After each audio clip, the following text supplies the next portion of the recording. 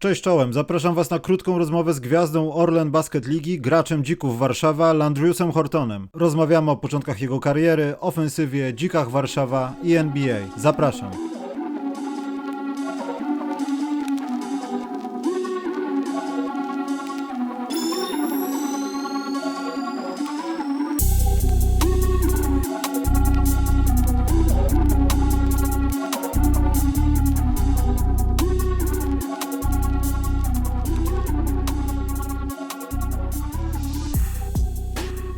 Hello, Mr. Horton. How are you? I'm doing pretty good. How are you? I'm fine, thanks. At the start, I've got the most cliché question, but I think it needs to be asked. What were your beginnings in basketball? Like, who inspired you the most? Guys from Decatur, your city? What was that? I think for the most part, it was really my mom. My mom ended up playing collegiate basketball, and she ended up getting pregnant with me in her sophomore season. So I kind of grew up around basketball. So I would say it would more so be my mom than anybody. She taught you that deadly offensive side of yours? Of course. She was an offensive juggernaut herself. So she taught me a lot. But what types of things you learned at first? It was really offensive because it's like you don't like to be very, very defensive player, or it was flashy? What was the origin of that? Not really. It was just more so like, as I was growing up, like with defense is like a want-to thing, in my opinion. And, like offensive is a little harder, it's a lot harder to be a very good offensive player. But my mom was very good offensively. She was also good defensively too. So when she watched the games and the games that my defense don't be as good, she'd be the first one to say something. But I really think just her knowledge and helping me at a young age, just being able to dribble and certain footworks and certain stuff that you would learn as a kid, like the basics. I think her helping me, that it helped me in the long run. When the first dunk happened? My first dunk was the end of ninth grade. So around when I was like 14, I was about to turn 15. How tall were you? Man, I was probably maybe 5'11", 6 foot, maybe. But it was like default dunk, or it was something more? It was just like a little basic little one hand. Got it. I tried it 1,000 times and I finally got it to go in, and I was ecstatic. It wasn't nothing crazy. But do you prefer that, let's say, streetball basketball? Did you play something like that? It was very active on your hood, or you just like starting to climbing the, let's say, ladder to NCAA Division II, Columbus?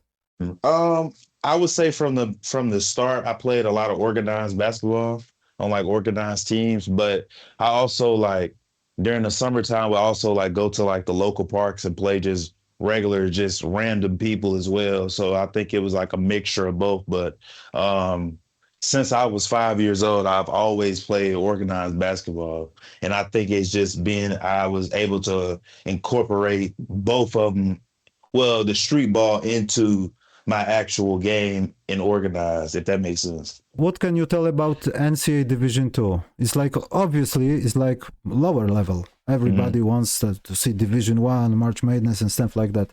But what can you say about the level of the competition? I think with Division II is very underrated. In my opinion, the guard play is the exact same as Division I.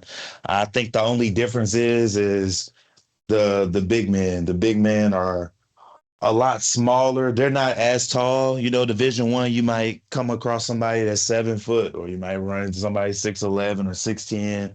And I think around the Division II area, the average height for the 5-man is maybe 6'8", or every now and then you'll run into a couple 6'10s or a 7 foot. But I think it's just the big man is the only difference in my opinion on Division II basketball. Okay, so what happened after the NCAA career in college? What happened that you picked the European side of the basketball? It was like the occasion or the good offer, or what happened? Now, actually, it took me a long time to finally get into Europe. Just coming from a Division II, like of course, is when you play in Division II basketball, like the NBA is like officially out. Like you make it to if you're playing Division II, your chances of making to the NBA are slim to none. So the next thing I started looking at is European basketball. And it took me a little minute. I didn't end up signing until maybe November. I think I got to Macedonia in November of that season, which it was also during COVID. So I understood it was a little difficult. So, yeah, my first immediate thing was trying to get overseas just because of my Division II having a strong pull on getting guys overseas. I think when I got there, I had already, it was 14 other players that were playing currently overseas. So that was my goal at the time, just trying to get overseas. But besides of the NBA, I was just asking why Europe? Because sometimes US players trying to find their luck, South America teams, Asia mostly. So Europe was your pick, like the agency, or you want to be there? I want to be in Europe. Europe is well respected. Is well respected basketball. And after I was like the NBA is not gonna make it, I'm like, all right. So my next goal is trying to make it to the Euro League, and if I don't make it to Euro League, I want to make it to the highest possible league that I can possibly make. So that's where my mind was, and I thought like maybe going to South America or or other continents was maybe not for me. And I was like, I would want to try Europe first. So you are in your sixth season, yeah? Yes, sir. What do you think is the biggest difference between US basketball and European basketball for you, from even your offensive side? I think the biggest difference is, I would say, the pace of the game and having to really like think basketball. In the States, it's not as hard to have to think basketball because of the style of play and how fast of a pace that the game is. I think in Europe you have to really like understand spacing and understand where everybody is on the court because it's a lot harder. I think that's the biggest thing, because you just can't come out here and just do whatever you want to. You have to really be able to think and be able to read a defense and see what's going on on the floor. Or if not, you're going to struggle. So I think that's the hardest thing. So why Dziki then? Because you were in Macedonia, Sweden, Cyprus, and then Poland. Man, I was excited. It's really my first time being able to play in a league that's a respected league. And they called, and the coach was Italian, Coach Marco, great guy. I talked to him over the summer, and his plans and directions with my game and as the team as a whole was the same. We were on the same page, and I just thought that this was probably the best opportunity and the best for me to improve and develop. So I figured like over the summer, like this was the team for me.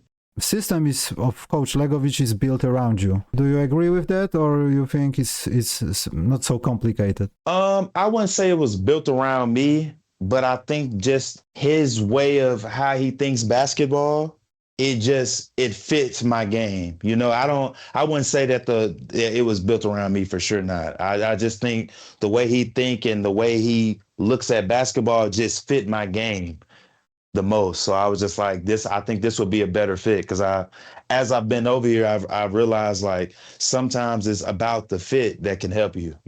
But do you think the, let's say, explosion of your form, because you are only 20 plus average points per game player in this league, so it's an explosion. Do you think it's like matter of the system, of the matter of level of the competition for you in the league? What do you think about the level of competition? I was very competitive, very competitive. Any night, anybody can lose to anybody. And I think that's my first time really like overseas, really playing in a league where like literally the bottom team could beat the best team on any given night, and I think that the competition level is very good, is the best that I played in my career up till now.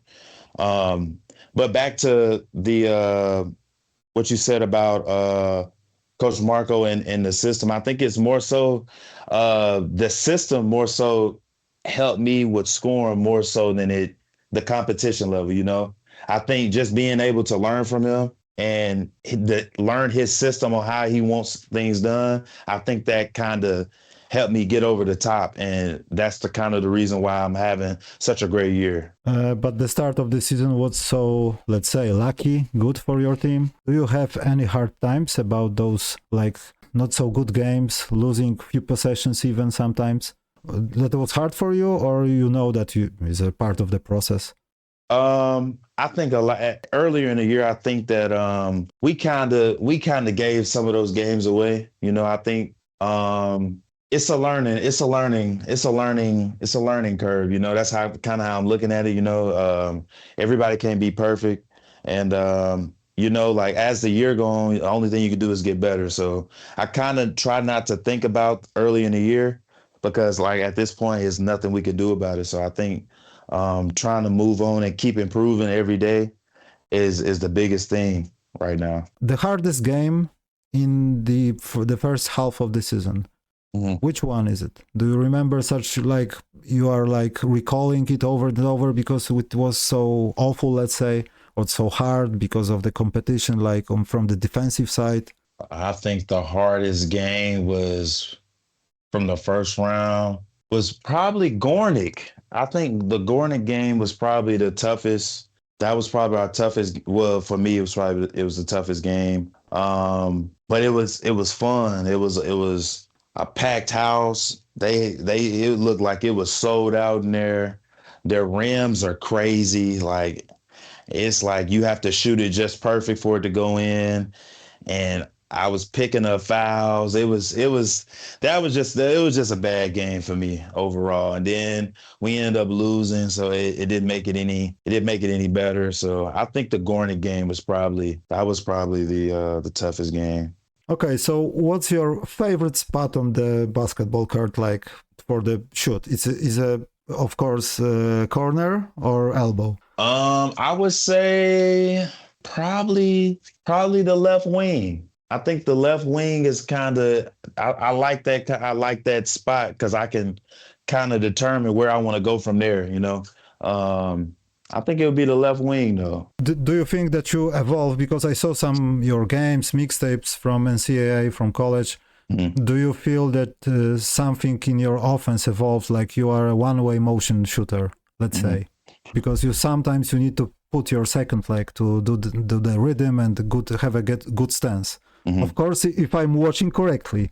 Mm-hmm. But do you think you evolve on the offensive side? You change something in this time? Oh yeah, most definitely. Every year every summer after each season, I've talked to my trainers, and every season we try to fix something or work on something that improve my game. Like every summer, I go home and try to improve on something that I might not be good at, or I might not even know anything about, and try to incorporate it into my game every year. But yeah, definitely over the years since college, I've definitely worked on my shooting. Definitely more so a rhythm shooter than a spot up shooter. But I mean, I can do both. But if it's up to me, I would much rather be able to catch it into a rhythm, you know. Question about Poland. What is harder, Polish language or our winter right now for you? The winter, man. Yeah? Man, the winter. Everybody's shocked, but I think Polish language could be harder. I wouldn't put it past you, but man, this snow and how cold it is, this winter been rough for me. It's rough for everybody. But do you have any problem with Polish language? Like you want to order something to food or? For the most part, no, not really. You know, all else fail, I get on Google Translate and try to translate the best I can, you know. So I think as for the most part, it's been smooth. It haven't been that bad. Where did you get that nickname? What is the backstory of this nickname? So my grandmother ended up giving me the nickname Zay. Just because like my whole family, everybody has nicknames, and in the States, a lot of people have a hard time trying to pronounce my name correctly. So Zay is just an easier way to, you know, be able to say my name and not mess it up. Shortcut. Exactly. Of course, you are a pro player, and I can't believe that you're not watching NBA. I've got a few questions. Okay. Where Landrius Horton wants to be in NBA if he can pick any team, any. You can pick LeBron James, Lakers, Chicago Bulls, my favorite team, but they are disgusting to watch. So one team. If I had to pick any team. Any. You are just your agent calling right now. We can do a simulation, and you are in. And why? From this season. Okay. From this season, I would probably say maybe the Spurs, maybe Why? San Antonio Spurs, because I like Wemby's game, and I feel like that'll be fun to play with Wemby. He's crazy. Like, it's something that nobody's ever seen before for him to be that height and to be able to move the way he moves. I think the San Antonio Spurs, and then on top of that, I think the weather would do me good, I see that you are a weather guy. Yeah, I think the weather would be pretty good out there, and it's Texas, so. Yeah, but to be honest, from this season, because not I'm hating that guy SGA, but probably Oklahoma City Thunder need that guy to stretch a little bit, to do frees from even contested frees. It doesn't matter. From your side, I saw a few nice 3-pointers with the defense, so it was obviously in the net. But when you are playing in the college, in primary school, whatever, do you have one player that you was watching the most? Like, of course, GOATs and stuff like Michael Jordan's, but can you pick one player? Like that I want to like model my game after? Yeah.